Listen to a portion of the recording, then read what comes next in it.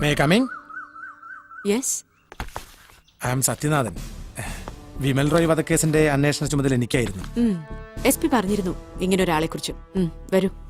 മാഡത്തിന് എന്തോ ചോദിക്കാനുണ്ടെന്ന് തരയൻ സാർ എന്നോട് പറഞ്ഞു. എനിക്ക് ചോദിക്കാനൊന്നുമില്ല. നിങ്ങൾ എന്തൊക്കെയോ മഹത്തായ കണ്ടുപിടുത്തങ്ങൾ നടത്തിയെന്നോ 7 ദിവസത്തിനകം പ്രതിയെ കണ്ടെത്തുമെന്നോ ഒക്കെ തരകൻ സാർ പറഞ്ഞു. അതെന്താണെന്നറിയാൻ വരാൻ പറഞ്ഞതാ.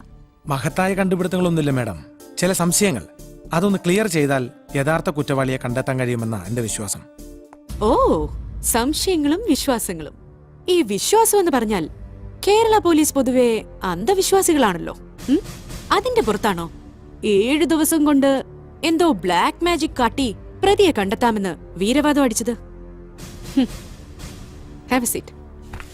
പൊതുവെ കേരള പോലീസിന്റെ കയ്യിൽ നിന്ന് ഞങ്ങൾക്ക് ഒരു സഹായവും കിട്ടാറില്ല.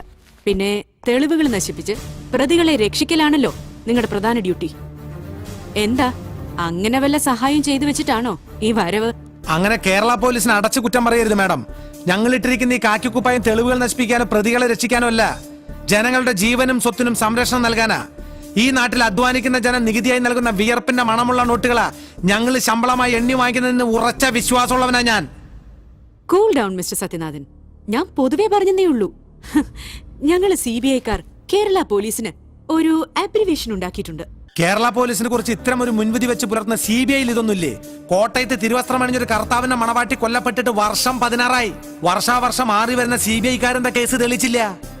എന്തിനാ കേസ് തെളിയിക്കുമെന്ന് തോന്നി ഓഫീസറെ പുകച്ചു പുറത്തിയാടിച്ചത്? ഇവിടുത്തെ പരമോന്നത കോടതി വരെ കുറ്റപ്പെടുത്തിയില്ലേ സെൻട്രൽ ബ്യൂറോ ഓഫ് ഇൻവെസ്റ്റിഗേഷനെ? ചൂടാവല്ല മാഡം, പഴയ കാലൊന്നല്ല. പോക്കറ്റടിക്കാരന്റെ പോക്കറ്റിൽ കൈയിടുന്ന പോലീസിനും കേന്ദ്രമന്ത്രിമാർക്ക് പാദസേവ ചെയ്യുന്ന ചില പരമോന്നത അന്വേഷണ ഏജൻസി ഓഫീസർമാരൊക്കെ ലൈവായി പൊതുജന മധ്യത്തിൽ നിർത്തി തൊലിയിരിച്ച് കാട്ടാൻ മത്സരിക്കുന്ന TV ചാനലിന്റെ കാലത്. പത്രം വായിക്കുന്ന TV കാണുന്ന കൊച്ചു പിള്ളേർക്ക് വരെ അറിയാം CBI-യും കേരള പോലീസും ഒരേ നാണയത്തിന്റെ 2 വശങ്ങളാണെന്ന്. രണ്ടില് നന്മയും തിന്മയുണ്ടെന്ന്. ഇതാ ഈ ബ്ലാക്ക് മാജിക്കാരന്റെ വിയർപ്പിന്റെ ഫലം. അത് വേണമെങ്കിൽ ഉപയോഗിക്കാം. മാഡത്തിന്റെ മുമ്പിൽ വന്ന് ഇത്രയൊക്കെ സംസാരിക്കാൻ കാരണം കേരള പോലീസിനെ കുറിച്ചുള്ള വൃത്തികെട്ട മുൻവിധികൾ ഈ നാവിൽ നിന്ന് കേട്ടതുകൊണ്ടാ. ഈ കാക്കിക്കുപ്പായത്തിന്റെ അഭിമാനം സംരക്ഷിക്കാൻ വേണ്ടി ഞാൻ ഇന്നു മുതൽ ഇതങ്ങ് ഊരിവെക്കുക. ഒരു ലോങ് ലീവ്. എന്നിട്ട് ഡിപ്പാർട്ട്മെന്റിന്റെ മാഡത്തിന്റെ ഒന്നും അനുമതി ഇല്ലാതെ ഞാനും അന്വേഷിക്കാൻ പോയി കേസ് യഥാർത്ഥ പ്രതിയെ കണ്ടുപിടിക്കാൻ പറ്റുമെന്ന് ഞാനൊന്ന് നോക്കട്ടെ. നമുക്ക് കാണാം. എല്ലാവരും കാണണമെന്ന് പറയാറുള്ളൂ മാഡം, ആരും കാണിക്കാറില്ല. നമുക്ക് കാത്തിരുന്ന് കാണാം. പൂവാടി പെണ്ണെ പൂവാടി പെണ്ണെ അച്ഛനെ കാണാം. പൂവാടി പെണ്ണെ അച്ചപ്പം കൊയിലപ്പം വാട്ടെ പഞ്ചുട്ടിയിട്ട് അച്ഛനെ കാണാം. പൂവാടി പെണ്ണെ പൂവാടി പെണ്ണെ ഇക്കൊല്ലം നമ്മൾ തോറ്റം കളിച്ചില്ല. തോറ്റം കളിപ്പാട്ട് തൊപ്പനമായി ആണ്ട് പിറന്നലതാവില്ല പെണ്ണെ അച്ഛനെ കാണാം. പൂവാടി പെണ്ണെ പൂവാടി പെണ്ണെ പൂവാടി പെണ്ണെ അച്ഛനെ കാണാം. പൂവാടി പെണ്ണെ അച്ചപ്പം കൊയിലപ്പം വാട്ടെ പഞ്ചുട്ടിയിട്ട് അച്ഛനെ കാണാം. പൂവാടി പെണ്ണെ കണ്ടത്തിലിറങ്ങിയ പിന്നെ കാണാണ്ടാവുന്നില്ല. കണ്ടാലറിയാവുന്ന ഒരാളെ അല്ല സാറ് ലോങ് ലീവ് എടുത്ത് ഈ കണ്ടം പൂട്ടാനായിട്ടായിരുന്ന. എടാ ഇത് വെറുതെ വലിയ വലിയ സാറുമാർക്ക് മൈൻഡ് ഫ്രഷ് ആകണമെങ്കിൽ സ്വിറ്റ്സർലാൻഡ് പിന്നെ പൂന അവിടൊക്കെ പോണം. പക്ഷെ സത്യനാഥന്റെ മൈൻഡ് ഫ്രഷ് ആക്കാൻ വേണ്ടിട്ട് ഇതുപോലുള്ള പാടത്തെ പണികളൊക്കെ ചെയ്തിട്ടാണ് നമ്മുടെ മൈൻഡ് ഫ്രഷ് ആക്കണത്. ലോങ് ലീവ് എടുത്ത് കേസ് അന്വേഷിക്കാണെന്ന് കരുതിയിട്ടല്ലേ ഞാനും ലീവ് എടുത്തത്. ലീവ് എടുത്തത് കേസ് അന്വേഷിക്കാൻ വേണ്ടിയൊക്കെ തന്നെയാ. പക്ഷേ ചില പോയിന്റ്സ് ക്ലിയർ ചെയ്യാനുണ്ട്. അതെന്താ? കൊല നടന്ന ആ രാത്രി പോലീസ് സ്റ്റേഷനിലേക്ക് വന്ന ആ ഫോൺ കോൾ, വിമൽ മരിച്ചു കിടന്ന ആ കെട്ടിടത്തിൽ അങ്ങനെ ഒരു ഡെഡ് ബോഡി കാണപ്പെട്ടാൽ സാധാരണഗതിയിൽ അത് ഉടനെ അങ്ങ് പുറത്തറിയാൻ വഴിയില്ല.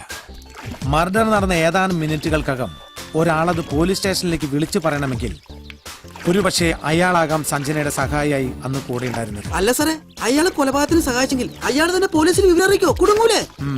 സഞ്ജൻ ഒരിക്കലും തന്റെ പേര് പറയില്ലെന്ന് വിശ്വസിക്കുന്ന ഒരാളായി കൂടെ അത്. എന്നാൽ അയാൾക്ക് സഞ്ജനയെ കൊടുക്കണമെങ്കിലോ? മനസ്സിലായില്ല സാർ. അരണ്യോ അല്ലെ ഇപ്പൊ പറഞ്ഞത്?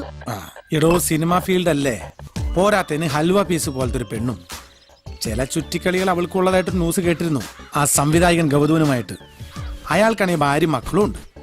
കഴിച്ചിട്ട് ഇറക്കാനും വയ്യ, മതിരിച്ചിട്ട് തുപ്പാനും വയ്യ. അങ്ങനെ വന്ന എന്താ ചെയ്യാ? അവളെ കൊടുക്കാൻ കിട്ടിയ അവസരം വെറുതെ കളയോ? കിത്തന കരം ബേട്ടി. എന്തോ കുട്ടിക്ക് കാര്യം പിടികിട്ടിന്ന്.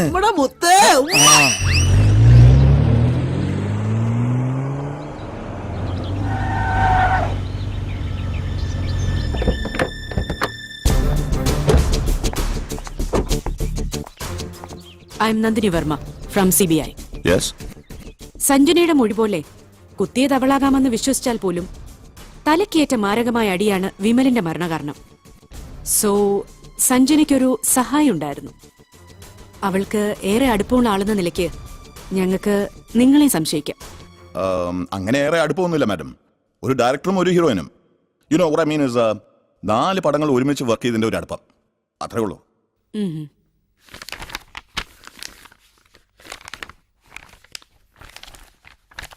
അപ്പോ ഇതോ?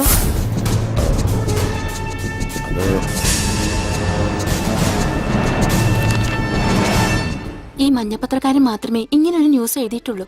എനിക്ക് രണ്ടുപേരെയും വിശ്വാസ. ഈ വീട്ടിൽ പോലും ഏത് പാതിരാത്രിക്കും ഞാൻ ആ കുട്ടിക്കൊരു മുറി മാറ്റി വെച്ചിട്ടുണ്ട്. അതെ, സത്യമാ മാഡം. ഫ്രെയിം ന്യൂസ് ജനാർദ്ദനൻ വ്യക്തിവൈരാഗ്യം തീർക്കാൻ പോലെ സഞ്ജനയും അവളുടെ പേഴ്സണൽ ലൈഫിനെ കുറിച്ച് എഴുതിക്കൊണ്ടിരിക്കുകയാണ്. Frame news Janardhanan. പന്നികൾ കൂട്ടം കൂട്ടമായി വരുവേ, ആന സിംഗം സിംഗിളത്താൻ വരുവേ. இந்த பாரு, அந்த டே மட்டுமல்ல, ஒரு மாசத்து பில்லு கிடைச்சாச்சு. போனுக்கு அப்புறம் பில்லு இந்த சிவாஜிக்கு அப்புறம் எவன்டா?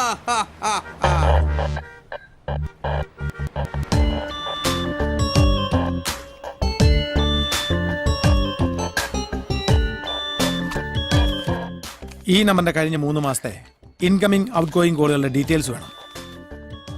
ഞാൻ ഈ വെസ്റ്റിലെ CI ആ. ഈ നമ്പറിന്റെ പ്രിന്റ് ഡീറ്റെയിൽസ് ഇപ്പോ ഒരു CBI ഓഫീസർ വന്ന് വാങ്ങിച്ചു പോയതേ ഉള്ളൂ സർ.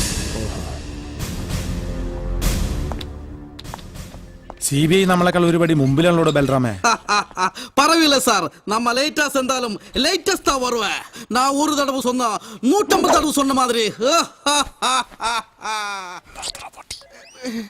സാറിന്റെ നിഴൽ പോലെ എന്നും കൂടല എന്നോട് ഒരുമാതിരി ദേവസ്വം മന്ത്രി സംസാരിക്കുന്ന പോലെ എന്നോട് സംസാരിക്കരുത്. സാർ എന്റെ കറുപ്പാ പെട്ടേ. നിന്റെ അച്ഛന്റെ പേരെന്നാ? കുമാരൻ. അല്ലാതെ മമ്മൂട്ടി ഒന്നല്ലോ. എങ്ങനെ ഉണ്ടാവുള്ളൂ? യാറ് അല്ല ബാരാ സാറെ പ്രതി? Janardhanan, chief editor, frame news cinema വാരിക.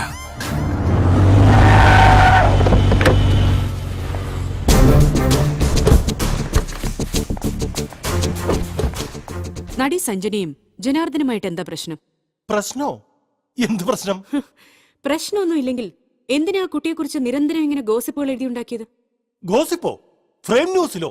സത്യം സത്യമായിട്ടേ ഞങ്ങൾ എഴുതാറുള്ളൂ. ഇത്ര സത്യസന്ധനായ ജനാർദ്ദൻ എന്തിനാ വിമൽ റോയെ കൊന്നത്? ഞാനോ? യെസ്, താൻ തന്നെ. തന്റെ മൊബൈൽ ബില്ലിന്റെ കോപ്പി. വിമൽ കൊല്ലപ്പെട്ട ദിവസം 6 പ്രാവശ്യം താനൊരു മൊബൈൽ നമ്പറിലേക്ക് വിളിച്ചിട്ടുണ്ട്. ആ നമ്പർ വിമലിന്റെ പ്രീപെയ്ഡ് കണക്ഷൻ ആണെന്ന് തെളിഞ്ഞു കഴിഞ്ഞു. വിമൽ കൊല്ലപ്പെട്ട ഏകദേശം 5 മിനിറ്റിനുള്ളിൽ തന്നെ താൻ പോലീസ് സ്റ്റേഷനിൽ വിളിച്ച് വിവരം അറിയിച്ചു. ശരിയല്ലേ? ഞാൻ കൂടുതൽ തപ്പിത്തടയേണ്ട മിസ്റ്റർ ജനാർദ്ദനൻ. തന്റെ മൊബൈൽ ബിൽ ഇതിനെല്ലാം തെളിവാ.